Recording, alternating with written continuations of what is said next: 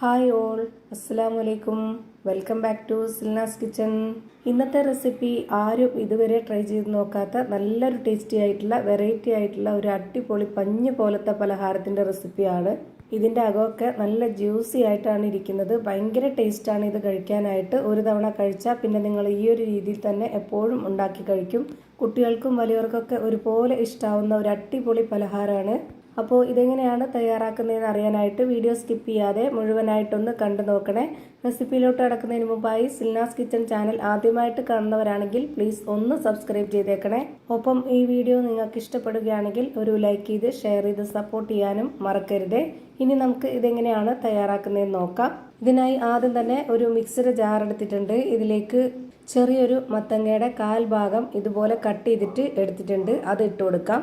പിന്നെ വേണ്ടത് ക്യാരറ്റാണ്. ക്യാരറ്റും ഇതേപോലെ തന്നെ ചെറുതായിട്ട് കട്ട് ചെയ്തിട്ട് ഇട്ട് കൊടുക്കുന്നുണ്ട്.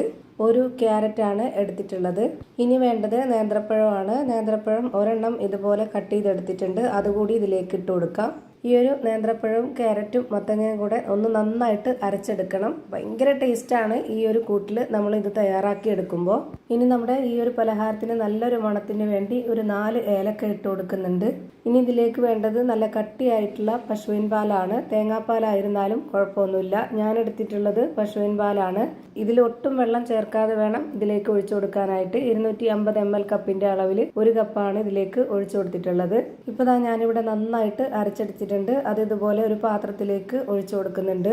ഇതിനിടയിൽ ചെറിയ ചെറിയ പീസായിട്ട് ക്യാരറ്റ് അരയാതെ അവിടെ ഇവിടെ കിടപ്പുണ്ട്. അത് കുഴപ്പമില്ല. ഈ പലഹാരത്തിന്റെ കൂടെ കടിക്കാനായിട്ട് കിട്ടുമ്പോൾ ഒരു ടേസ്റ്റ് ആയിരിക്കും. ഇനി വേണ്ടത് ഇതിലേക്ക് ഗോതമ്പ് പൊടിയാണ്. വക്കൊന്നും തട്ടാതെ ഈ ഒരു 250 ml കപ്പിന്റെ അളവിൽ 2 കപ്പ് നിറയെ ഇതിലേക്ക് ഇട്ട് കൊടുക്കുന്നുണ്ട്. ഓരോരുത്തർക്കും ഇഷ്ടമുള്ള മാവിൽ തയ്യാറാക്കി എടുക്കാവുന്നതാണ്. റവ വെച്ച് തയ്യാറാക്കി എടുക്കാം, മൈദ അല്ലെന്നുണ്ടെങ്കിൽ അരിപ്പൊടി, ഏത് മാവിൽ ചെയ്തെടുത്താലും നല്ല ടേസ്റ്റ് ആയിരിക്കും. ഇനി ഇതിലേക്ക് ഒരു നുള്ള് ഉപ്പാണ് ഇട്ട് കൊടുക്കുന്നത്. ഒരുപാട് ഉപ്പ് ഇട്ട് കൊടുക്കരുത്. ഇതൊരു മധുരത്തിന്റെ പലഹാരമാണ്. അപ്പോൾ അതിനെ ബാലൻസ് ചെയ്യാനായിട്ടുള്ള ഉപ്പ് മാത്രം ഇട്ട് കൊടുക്കുക. ഇനി ഇത് ഒട്ടും കട്ടകളൊന്നുമില്ലാതെ നല്ല രീതിയിൽ ഇളക്കി യോജിപ്പിച്ചെടുക്കണം. ഞാനിവിടെ ഇതുപോലൊരു വിസ്ക് വെച്ചിട്ടാണ് നന്നായിട്ട് ഇളക്കിയെടുക്കുന്നത്. ഇനി ഇതിൽ വെള്ളമോ പാലോ ഒന്നും തന്നെ ചേർക്കേണ്ടതില്ല. ഈ ഒരു അരപ്പിന്റെ മിക്സിൽ മാത്രം ഇതൊന്ന് നന്നായിട്ട് ഇളക്കി യോജിപ്പിച്ചെടുക്കുക. നമ്മൾ ഈ ഒരു തയ്യാറാക്കിയെടുക്കുന്ന ഈ കൂട്ട് നല്ല സോഫ്റ്റ് ആയിട്ടാണ് കിട്ടുന്നത്. നല്ല കട്ടിയാവാതെ ഒരുപാട് ലൂസും ആവാതെയാണ് ഇത് തയ്യാറാക്കി എടുത്തിട്ടുള്ളത്. ഇനി ഇതിൻ്റെ കറക്റ്റ് പരുവം ഞാൻ കാണിച്ചു തരാം. ഇതുപോലെ സ്പാച്ച് വെച്ചിട്ട് ഇളക്കി കൊടുക്കുമ്പോൾ ഈ ഒരു പരുവത്തിലാണ് നമ്മുടെ മാവ് റെഡിയാക്കി എടുക്കേണ്ടത്. ഇത് കാണുമ്പോൾ തന്നെ നിങ്ങൾക്ക് കറക്റ്റ് പരുവം മനസ്സിലായിട്ടുണ്ടാവും. ഇനി ഇത് ഇവിടെ ഇരിക്കട്ടെ. അടുത്തതായിട്ട് ഒരു കൂട്ടുകൂടി തയ്യാറാക്കി എടുക്കാനുണ്ട്. അതിനായിട്ട് ഞാനിവിടെ സ്റ്റവിലേക്ക് ഒരു പാൻ വെച്ച് കൊടുത്ത് ഫ്ലെയിം ഓൺ ആക്കി കൊടുത്തിട്ടുണ്ട്. നമ്മുടെ ഈ ഒരു പലഹാരം നല്ല മധുരത്തിന്റെ പലഹാരമാണ്. അതുകൊണ്ട് തന്നെ ഞാനിതിലേക്ക് 250 ml കപ്പിന്റെ അളവിൽ 1 കപ്പും പിന്നെ കുറച്ചുകൂടി ശർക്കര ഉരുക്കിയതാണ് ചേർത്ത് കൊടുക്കുന്നത്. ഓരോരുത്തർക്കും മധുരം എത്രയാണോ വേണ്ടത് അതിനനുസരിച്ച് കൂട്ടിയും കുറച്ചും എടുക്കാം. ഇനി അടുത്തതായിട്ട് വേണ്ടത് തേങ്ങ ചിരകിയതാണ്. ഞാനിവിടെ 250 ml കപ്പിന്റെ അളവിൽ 1 കപ്പും പിന്നെ കുറച്ചുകൂടി ഇതിലേക്ക് ഇട്ട് കൊടുത്തിട്ടുണ്ട്. എന്നിട്ട് നല്ലൊരു മണത്തിന് വേണ്ടി ഒരു 3 ഏലക്ക കൂടെ ഇതിലേക്ക് ഇട്ട് കൊടുത്തതിന് ശേഷം ഇത് നന്നായിട്ടൊന്ന് വറ്റിച്ചെടുക്കാം. ആദ്യം ഇതൊന്ന് നന്നായിട്ട് ഇളക്കി യോജിപ്പിച്ച് കൊടുക്കുന്നുണ്ട്. കൈവിടാതെ ഇളക്കി കൊടുക്കേണ്ട ആവശ്യമൊന്നുമില്ല. പിന്നെ ഇത് ഹൈ ഫ്ലെയിമിൽ വെച്ചിട്ട് കുറച്ച് നേരം ഒന്ന് വറ്റിച്ചെടുക്കാം. അതായത് ഇത് കുറച്ചൊരു കുഴമ്പ് രൂപത്തിലാവണം. ആ ഒരു പരുവാകുമ്പോൾ നമുക്കിതിൻ്റെ ഫ്ലെയിം ഓഫ് ചെയ്ത് കൊടുക്കാം. ഇതാണ് ഇതിൻ്റെ കറക്റ്റ് പരുവം. ഫ്ലെയിം ഓഫ് ചെയ്തതിന് ശേഷം ഇതൊരു 2 സെക്കൻഡ് ഇതുപോലെ ഇളക്കി കൊടുക്കുക. അടി പിടിക്കാതിരിക്കാൻ വേണ്ടിയിട്ടാണ്. അപ്പോൾ ഒന്നുകൂടി കുഴമ്പ് രൂപത്തിലാവും. ഇനി ഇത് കറക്റ്റ് പരുവത്തിനൊന്ന് വേവിച്ചെടുക്കാനായിട്ട് ഞാനിവിടെ ഇതുപോലെ നല്ലൊരു ഷേപ്പിലൊക്കെ കിട്ടാനും കാണാൻ നല്ലൊരു ഭംഗിയൊക്കെ ആവാൻ വേണ്ടിയിട്ട് ഇതുപോലെ ചോറ് കഴിക്കുന്ന സ്റ്റീൽ പ്ലേറ്റ് എടുത്തിട്ട് അതിനുള്ളിലേക്ക് വാഴയില കട്ട് ചെയ്ത് വെച്ചിട്ടുണ്ട്. അതിലേക്ക് കുറച്ച് ഓയിലോ അല്ലാന്നുണ്ടെങ്കിൽ ബട്ടർ ഉരുക്കിയതോ നെയ്യോ എന്ത് വേണമെങ്കിലും ഇതുപോലെ ഒന്ന് സ്പ്രെഡ് ചെയ്ത് കൊടുക്കുക. ഒട്ടിപ്പിടിക്കാതിരിക്കാനാണ്. പാത്രത്തിന്റെ വക്ക് ഭാഗം വരേക്കും നമ്മൾ ഇത് സ്പ്രെഡ് ചെയ്ത് കൊടുക്കണം. എന്നാലാണ് ഒട്ടിപ്പിടിക്കാതെ നല്ല ഷേപ്പിൽ കിട്ടുള്ളൂ. ഇനി നമ്മൾ തയ്യാറാക്കി വെച്ചിട്ടുള്ള ആ ഒരു മാവിന്റെ പകുതി ഭാഗത്തോളം നമ്മൾ ഇതുപോലെ ഒന്ന് ഒരു സ്പാച്ച് വെച്ച് ഇതിലേക്ക് ഇട്ട് കൊടുത്തിട്ട് കറക്റ്റ് ലെവൽ ചെയ്ത് കൊടുക്കാം. ആ ഒരു മാവിൻ്റെ നേർ പകുതിയോളം ഇതിലേക്ക് ഇട്ട് കൊടുത്തിട്ട് ഇതുപോലെ ചെയ്തെടുക്കുന്നുണ്ട്. ഇതുപോലെ വാഴയിലയൊക്കെ വെച്ച് കൊടുത്ത് ചെയ്തെടുക്കുന്നത് വാഴയിലയുടെ ആ ഒരു മണമൊക്കെ നമുക്ക് കിട്ടുമ്പോൾ നല്ല ടേസ്റ്റാണ്. ഇനി ഇതിന് മുകളിലേക്ക് നേരത്തെ റെഡിയാക്കി വെച്ചിട്ടുള്ള ആ ഒരു തേങ്ങ ശർക്കര കൂട്ട് മുഴുവനായിട്ടും ഇതിലേക്ക് വെച്ച് കൊടുത്തിട്ടൊന്ന് നന്നായിട്ട് പരത്തി കൊടുക്കാം.